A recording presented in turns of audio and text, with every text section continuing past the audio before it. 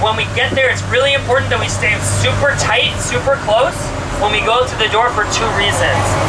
One is because it's really important that we feel our power, and that Roberto especially feels like our support for him is strong, that we literally have his back, we're like on his back.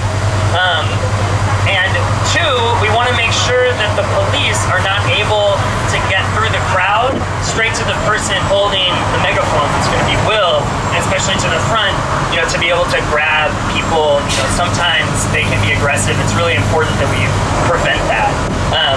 And especially like allies and folks, it's really good to be like on the outside of the circle, because they might try to like, you know, pick somebody off. You know, it's, I mean, obviously Jonathan and I are going to be communicating with them, but you never know. So like, it's good to have like workers and folks who have been experienced wage theft inside the circle, like allies outside to the extent possible.